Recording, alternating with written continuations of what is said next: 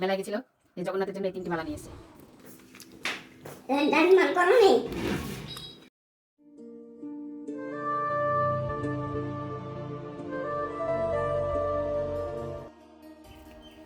হরে কৃষ্ণ, সুপ্রভাত। আশা করি আপনারা সকলেই ভালো আছেন। লাইফ অ্যারাউন্ড কৃষ্ণ আরেকটি ব্লগে আপনাদের সকলকে স্বাগত। আর সকাল সকাল ভগবানের ঘরে চলে এসেছি। উঠেছি অনেক আগে, কেননা সকালবেলা কালকে কারেন্টের কাজ করে গেছে মিস্ত্রি।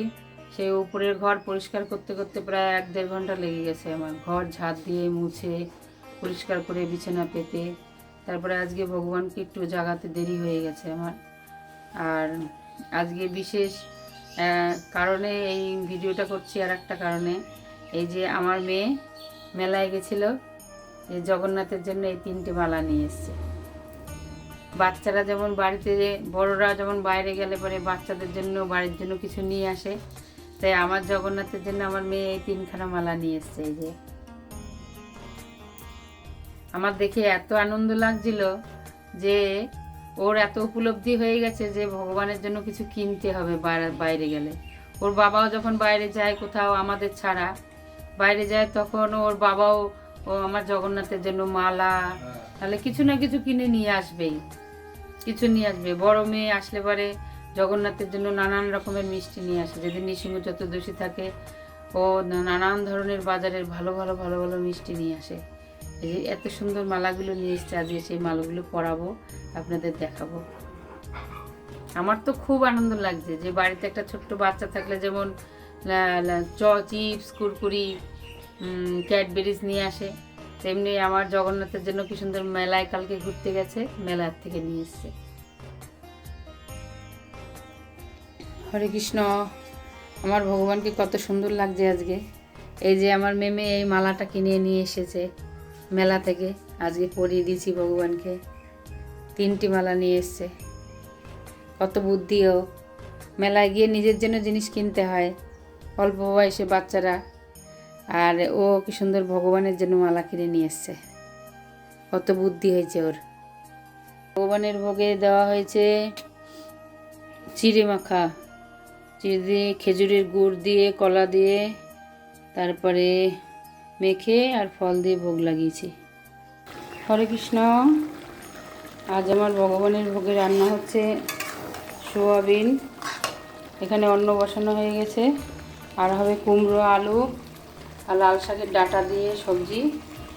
ওর বাবাকে বলেছিলাম একটুখানি ইঁচড় নিয়ে আসতে, তো বিরিয়ানি করব। তাই এমন ইঁচড় নিয়ে এসছে, আমি চাল ভিজিয়ে দিয়েছি, আমি আমার মতন এই যে বিরিয়ানির চাল ভিজিয়ে দিয়েছি, 1 ঘন্টা আগে ভিজিয়ে রাখতে হয়। আর ইঁচড়টা বানাতে গিয়ে দেখি এই যে ইঁচড় পুরো পেকে গেছে, এরকম নখ দিয়ে টিপলে পুরো এরকম ডেবে যাচ্ছে। তো এই ইঁচড় দিয়ে তো আর বিরিয়ানি হয় না, তাই এখন আর কী করব।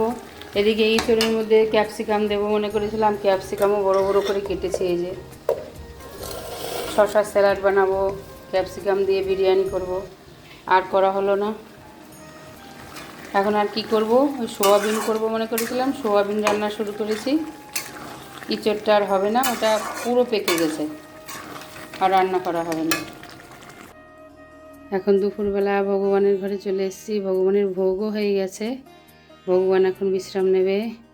ভগবানের ভোগে আজকে বেশি একটা কিছু রান্না করিনি, অন্ন দিয়েছি বাসমতি চালের, সোয়াবিন আর কুমড়ো, আলু আর ডাঁটা, সিম সব কিছু দিয়ে একটা লাবড়া আর স্যালাড। বিরিয়ানি করার ইচ্ছা ছিল, কিন্তু ইঁচড় এনেছে, ইঁচড় পেকে গেছে, আর সেই বিরিয়ানি করা হলো না। সেই চাল দিয়ে ভগবানের ভাত রান্না অন্য করে দিলাম। ডাল করো নেই,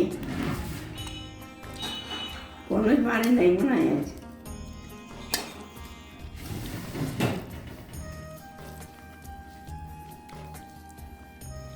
চাটনি দিয়েছি তো, চাটনি দিয়েছি তো।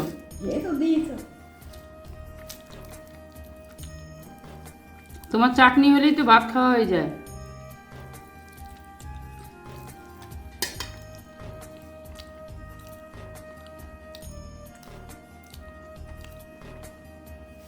খাওয়া যাচ্ছে না,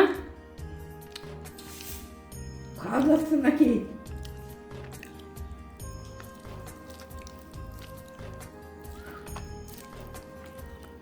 আর দেবো তরকারি?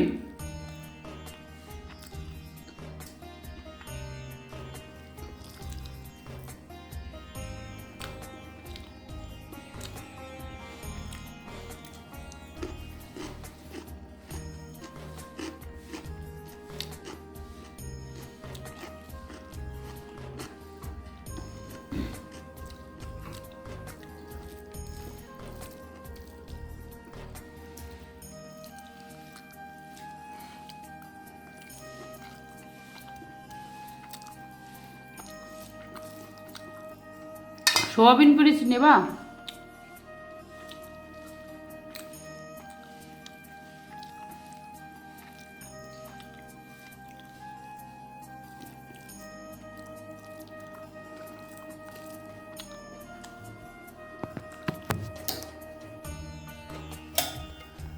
এখন বাজে 7টা। এখন চলে এসেছি ভগবানের রাতের ভোগ রান্না করতে। আজকে আর রুটি করতে ইচ্ছা করলো না।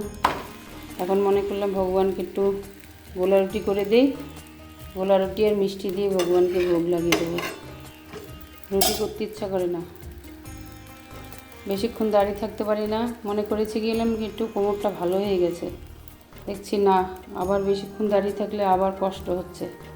তাই এই ভগবানকে এই দুটো গোলা রুটি করে ভগবানকে ভোগ লাগিয়ে দেবো। আর ওদের ভাত আছে, ওরা রাতে ভাত খেয়ে নেবে। ছোটোটা দুপুরে ভাত খায়নি, সকালে ম্যাগি খেয়েছিল, তাই সকালবেলা আর আজ রাতে ভগবানকে ভোগ দেওয়া হয়েছে গোলা রুটি আর ঝোলা গুড়। ওর বাবা বাজার থেকে স্পেশালভাবে অর্ডার দিয়ে এই ঝোলা গুড় নিয়ে এসেছিলো, হেভি টেস্ট খেতে, খুব ভালো। তাই ভগবানকে আজকে গোলা রুটির সাথে আর কিছু দেয়নি। এখন ভগবান আমার ঘুমাবে। ভগবানকে এখন ড্রেস চেঞ্জ করে এখানে বিছানায় আজকে ঘুম পাড়িয়ে দেবো। আজকে এই ড্রেসটা পরবে আজকে ভগবান। আজকে নাইট ড্রেসটা, এই অরেঞ্জ কালারের এই নাইট ড্রেসটা পরাবো। পরিয়ে এখন এই বিছানার মধ্যে শোয়াবো, শুয়ে মশারি টাঙিয়ে দেবো। আজকে অতটা মানে শীত নেই, ভাবছি এখন কি ভগবানকে কি গায়ে দেবো, গায়ে দেবো না যদি আবার রাত্রেবেলা ঠান্ডা লাগে, ভগবান তো আর গায়ে তুলে নিতে পারবে না কম্বল, তাই পায়ের কাছে কম্বলটা দিয়ে রাখবো। আজকে দেখি গরম গরম পড়ে গেছে হঠাৎ, বাইরে মেঘ করেছে, তাই এখন কম্বল গায়ে দেবো কি না তাই ভাবছি। তাই ড্রেসটা পাল্টে ভগবানকে এখন শুয়ে দেবো, পায়ের কাছে কম্বলটা রেখে দেবো, বলবো যদি শীত লাগে তাহলে টেনে নিতে গায়ের মধ্যে। তারপরে আমরা এখন প্রসাদ পাবো, প্রসাদ পেয়ে গানে বসবো।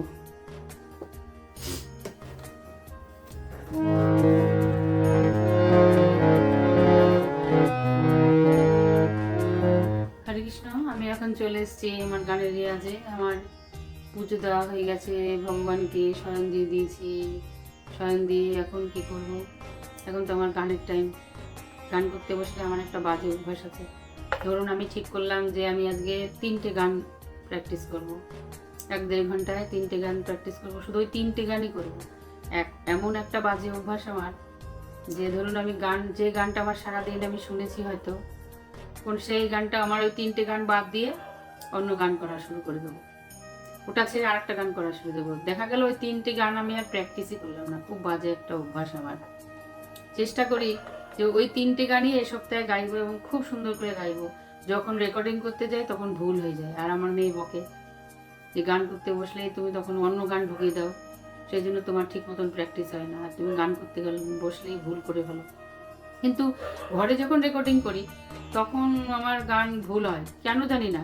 কিন্তু অথচ স্টেজে যখন প্রোগ্রাম করি তখন আমার কোনো দিন এক ফোঁটাও আজ পর্যন্ত ভুল হয়নি, না হাত কেঁপেছে, না রিড বাজাতে হারমোনি বাজাতে গিয়ে ভুল হয়েছে।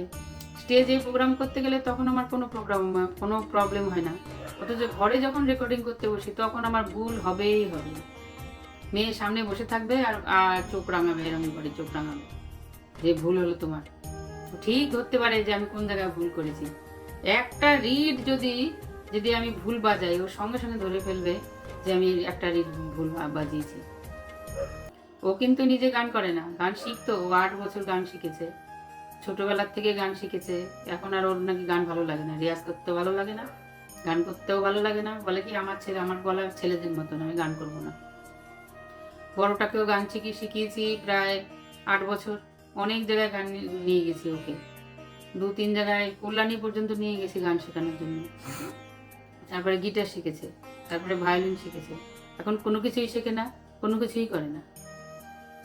আর ছোটটাকেও 8 বছর গান শিখিয়েছি, কিন্তু ওর এমন এমন সেন্স, যদি গান করতে করতে একটা রিড যদি আমি ভুল বাজাই, সঙ্গে সঙ্গে ধরে ফেলবে যে আমি ভুল বাজিয়েছি, আর সঙ্গে সঙ্গে চোখ রাঙাবে, আমার সামনেই বসে থাকে রেকর্ডিংয়ের সময়। ও রেকর্ডিং করে মোবাইলে, আর হচ্ছে আর মন্দিরা বাজায়, আর ও ঠিক ধরে ফেলবে যে আমি ভুল করেছি।